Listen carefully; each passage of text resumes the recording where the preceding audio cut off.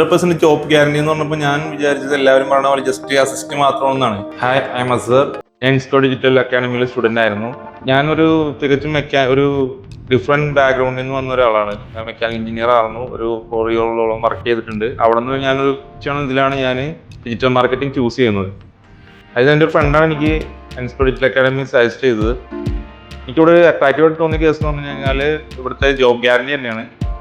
അതിൽ ഞാൻ ഭയങ്കര സാറ്റിസ്ഫൈഡ് ആണ് ആ കാര്യത്തിൽ. കാരണം തന്നെ ഇവിടെ ലിമിറ്റഡ് സീറ്റ്സിലാണ് ഒരു ബാച്ചിൽ ഇവർ എടുക്കണുള്ളൂ. ആ ലിമിറ്റഡ് സീറ്റ്സുള്ള എല്ലാ കുട്ടികൾക്കും തന്നെ ഇവിടെ പ്ലേസ്ഡ് ആവുന്നുണ്ട്. പിന്നെ വേറൊരു കാര്യം ഇവിടെ അട്രാക്റ്റീവായി തോന്നിയ കേസ് എന്ന് വെച്ചാൽ ബാക്കിയുള്ള ഏജൻസിനൊക്കെ വ്യത്യസ്തമായിട്ട് മണി ബാക്ക് ഗ്യാരണ്ടിയാണ്. അതിൽ എൻ്റെ ട്യൂഷൻ ഫീ റിട്ടേൺ കൊടുക്കുക എന്ന് പറയുന്നത് വലിയ കാര്യം തന്നെയാണ്.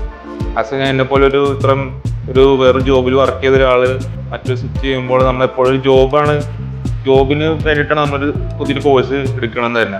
പക്ഷെ ഇവിടെ നമുക്ക് വെച്ചാൽ ഒരു ജോബ് കിട്ടിയില്ല എന്നുണ്ടെങ്കിൽ, അവർ തന്നില്ല എന്നുണ്ടെങ്കിൽ അവർ നമ്മൾ മുടക്കിയല്ല മൊത്തം ഫീസ് റിട്ടേൺ തന്നെ നമ്മൾ ഭയങ്കര വലിയൊരു കാര്യം തന്നെയാണ്.